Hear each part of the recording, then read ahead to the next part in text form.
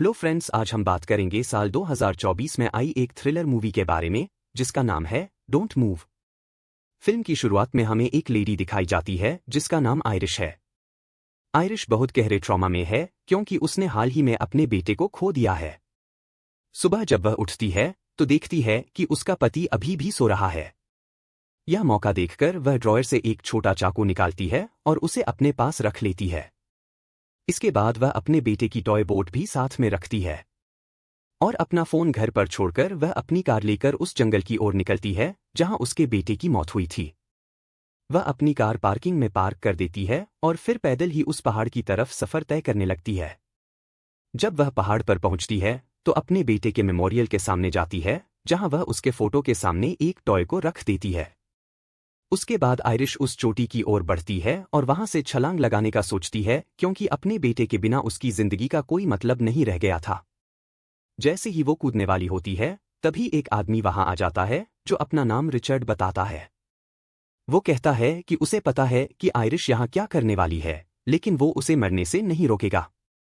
बस उससे कुछ मिनट बात करने का समय मांगता है।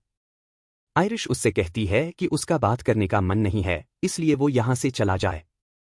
लेकिन रिचर्ड कहता है कि वो बिना बात किए यहां से नहीं जाएगा। इसके बाद रिचर्ड अपनी कहानी बताना शुरू करता है। वो बताता है कि एक दिन जब वो कार चला रहा था तभी उसकी कार दीवार से जा टकराई थी। इस एक्सीडेंट में उसकी गर्लफ्रेंड क्लोई की मौत हो गई।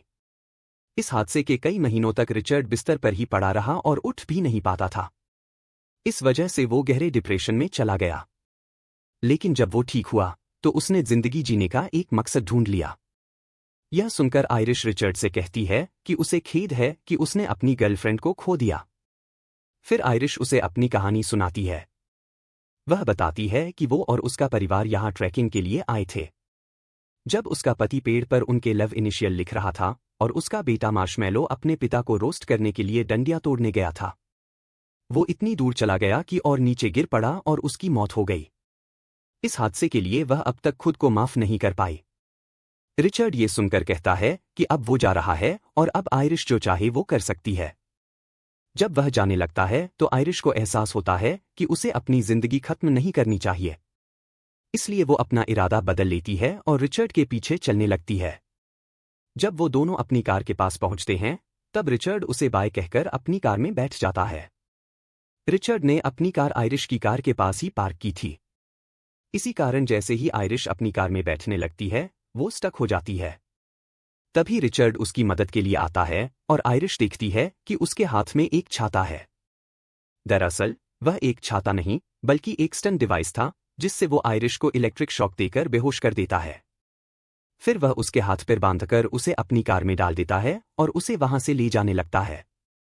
जब आयरिश की आंखें खुलती हैं तो वह अपने आप को बंधा हुआ पाती है और समझ जाती है कि रिचर्ड एक किलर है जो कि उसे किडनैप करके ले जा रहा है।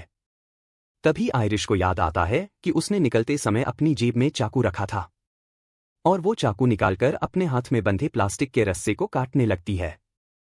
साथ ही वो रिचर्ड से बात करके उसे उलझाने की कोशिश करने लगती है और वह उसे क्लोई के बारे में बताने को कहती है। रिचर्ड कहता है कि वो उससे इस बारे में बात नहीं करना चाहता।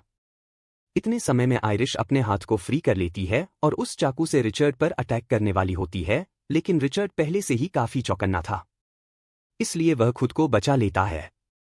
लेकिन इस चक्कर में उसकी गाड़ी का बैलेंस बिगड़ जाता है और उसकी कार एक पेड़ से टकरा जाती है। इस टक्कर से दोनों भी काफी जख्मी हो जाते हैं। थोड़ी देर बाद दोनों कार से बाहर आ जाते हैं। बाहर आते ही आयरिश अपना चाकू निकालकर उसे धमकी देती है कि अगर वह आगे आया तो उसे मार डालेगी। तभी रिचर्ड उसे बताता है कि वो उसका कुछ भी नहीं बिगाड़ सकती क्योंकि उसने उसे पैरालाइज होने का इंजेक्शन दिया है, जिससे अगले 20 मिनट में उसकी बॉडी पूरी तरह सुन्न हो जाएगी। यह सुनकर आयरिश वहां से भागने लगती है। रिचर्ड कहता है कि भागने का कोई फायदा नहीं है क्योंकि 20 मिनट बाद वो उसे ढूंढ ही लेगा और वो उसकी हो जाएगी। आयरिश अपनी स्मार्ट वॉच में 20 मिनट का टाइमर सेट कर लेती है और वहां से भागने लगती है। थोड़ी देर बाद उसकी उंगलियां धीरे धीरे काम करना बंद कर देती हैं और फिर उसकी एक टांग भी सुन पड़ जाती है। यहां रिचर्ड उसे ढूंढ रहा होता है लेकिन वह उसे नहीं ढूंढ पाता क्योंकि आयरिश पेड़ की जड़ों के पास छुप जाती है। लेकिन जब उसके चेहरे पर चींटियां आ जाती हैं तो वह अपने आप को रिवील कर देती है। रिचर्ड उसे पकड़ने के लिए दौड़ता है, लेकिन आयरिश रेंगते हुए नदी में कूद जाती है। तभी रिचर्ड उसे चिल्लाकर बताता है कि भागने का कोई भी फायदा नहीं है क्योंकि नदी का बहाव तेज है और वह नहीं बच पाएगी। अब नदी के तेज बहाव के साथ आयरिश अपनी सांसों को कंट्रोल करके खुद को पानी के सतह पर रखने की कोशिश करती है। अब वह नदी के बहाव के साथ काफी दूर चली जाती है और मौका पाकर एक किनारे पर पहुंचती है।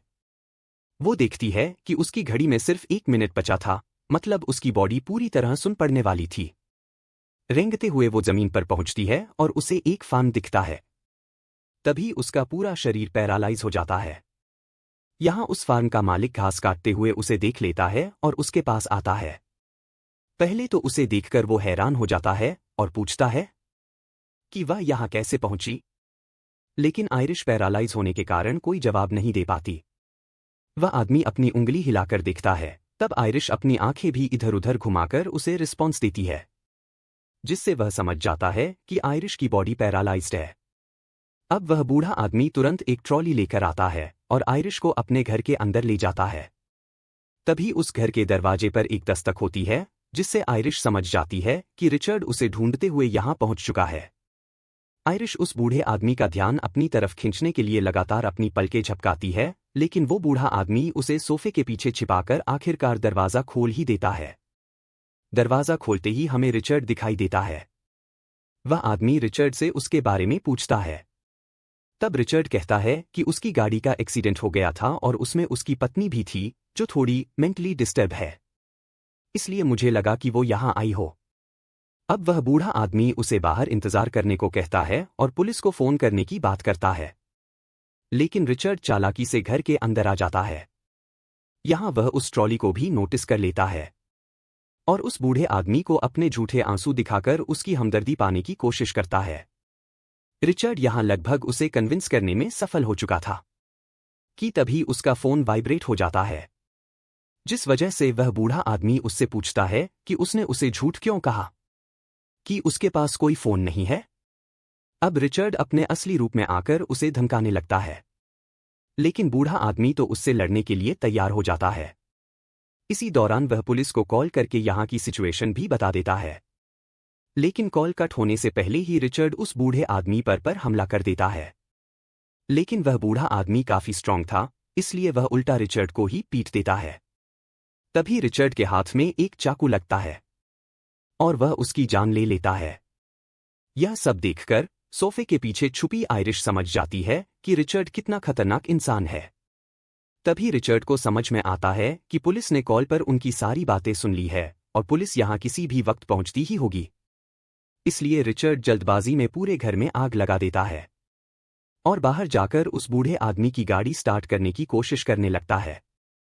यहां घर में आयरिश अपनी जान बचाने के लिए अपनी उंगलियों के सहारे उसके पास वाली विंडो को जैसे तैसे हिलाती है। अब रिचर्ड का ध्यान जैसे ही विंडो पर जाता है तो वह तुरंत जाकर उसे बाहर निकालकर गाड़ी में डाल देता है। रास्ते में रिचर्ड को अपनी पत्नी का फोन आता है, जो अपनी बेटी के साथ छुट्टियां बिताने के लिए रिचर्ड के घर आने के लिए निकल चुकी थी। अब हमें ये समझ में आता है कि रिचर्ड अब शादीशुदा है और उसकी एक बेटी भी है। दरअसल रिचर्ड भी आयरिश को लेके अपने घर ही जाने वाला होता है। इसलिए रिचर्ड को बहुत ज्यादा गुस्सा आता है क्योंकि अब उसका झूठ पकड़ में आने वाला था। थोड़ी देर बाद वह पेट्रोल पंप पहुंचते हैं क्योंकि उस बूढ़े आदमी के गाड़ी का पेट्रोल खत्म हो चुका था। जब रिचर्ड अंदर पेमेंट करने के लिए जाता है तो आयरिश वहां कई लोगों को देख लेती है। अब वह मदद के लिए कोशिश करती है। आयरिश अपना पूरा जोर लगाकर जैसे तैसे अपना सीट बेल्ट खोलती है। तभी उसके विंडो के बाहर एक छोटा लड़का आता है, लेकिन आयरिश कुछ बोल नहीं सकती थी। फिर भी वो एक बार फिर पलके हिलाकर मदद मांगने की कोशिश करती है, लेकिन तभी उस लड़के की मां उसे अपने पास बुला लेती है। इसी बीच उस औरत को आयरिश की हालत पर थोड़ा डाउट आ ही जाता है, लेकिन तभी रिचर्ड गाड़ी में आकर आयरिश का सीट बेल्ट लगाते हुए वो अपने कार के हुए एक्सीडेंट वाली जगह पर पहुंचता है। अब रिचर्ड अपनी गाड़ी को बूढ़े आदमी के गाड़ी से टो कर रहा था। तभी अचानक वहां पर एक पुलिस ऑफिसर आ जाता है। शायद इस ऑफिसर को उसी पेट्रोल पंप वाली औरत ने भेजा होगा, जो कि अब रिचर्ड से पूछताछ करने लगता है। यहां हम इस गाड़ी में पैरालाइज वाली सिरिंज और इंजेक्शन भी देख पाते हैं। जब पुलिस ऑफिसर पूछता है कि वो लेडी कौन है, तो वो उसे झूठ कहता है कि दरअसल वो उसकी वाइफ है। जो कि काफी ड्रंक है और हमारे बच्चे की मौत के बाद उसे पीने की बहुत ही गंदी आदत लग चुकी है। उसके बाद ऑफिसर पूछता है कि आखिर उसकी कार को क्या हुआ था, तो वो उससे कहता है कि उसकी वाइफ ने उससे झगड़ा किया जिसकी वजह से ये एक्सीडेंट हो गया। रिचर्ड ने अब तक इस ऑफिसर को अपने बातों में उलझा ही लिया था कि लेकिन तभी ऑफिसर का ध्यान आयरिश की तरफ जाता है। वह बस अपने होंठ हिलाकर कहती है कि हेल्प मी, और अपने नजरों से सामने ही रखे इंजेक्शन और सिरिंज को दिखाती है।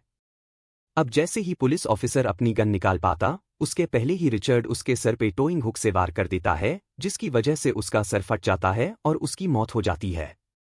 उसके बाद वो ऑफिसर की गन अपने पास रखकर उसे उसकी ही गाड़ी में डालकर गाड़ी जला देता है।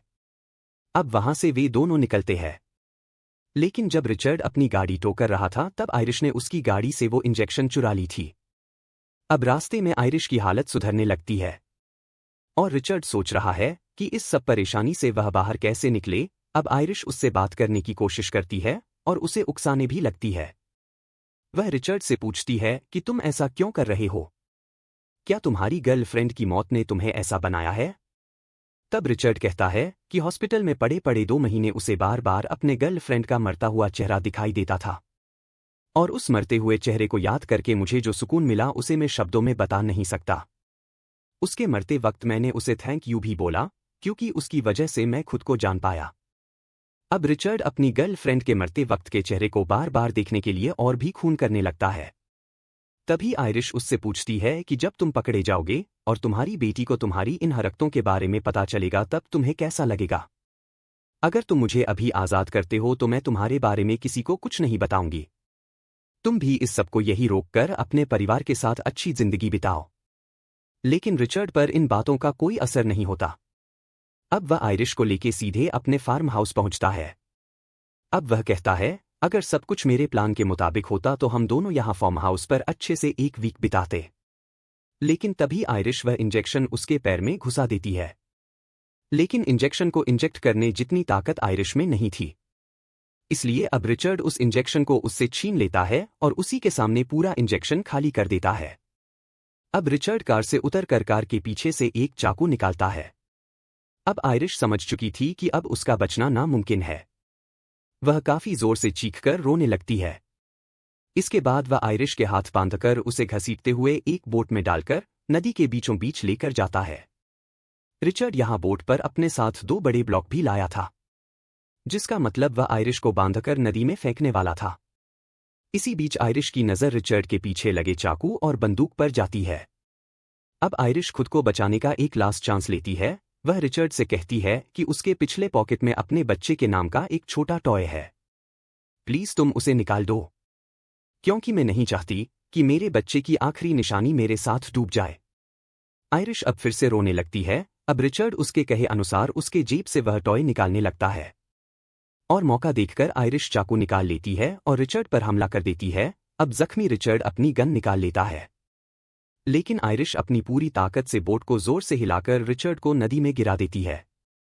तभी आयरिश उसकी बोट में गिरी हुई गन को उठा लेती है और वापस बोट के ऊपर चढ़ने की कोशिश करने वाले रिचर्ड पर लगातार गोलियां बरसाती है। अब रिचर्ड तो गोली लगने से नदी में डूब जाता है, लेकिन अंधाधुंध फायरिंग की वजह से बोट में होल हो जाते हैं और बोट डूबने लगती है। आयरिश अब एक लंबी सांस लेकर बोट के साथ पानी में डूब जाती है, लेकिन दूसरे ही पल वह वापस सतह पर भी आ पहुंचती है। हालांकि आयरिश के हाथ बंधे हुए थे, फिर भी वह किनारे तक आ जाती है। तभी दूसरी तरफ हमें रिचर्ड भी जख्मी हालत में किनारे पर आता हुआ दिखता है। अब आयरिश उस तड़पते हुए रिचर्ड के पास आती है और उसे देखते हुए कहती है, थैंक यू, और मूवी यही खत्म हो जाती है।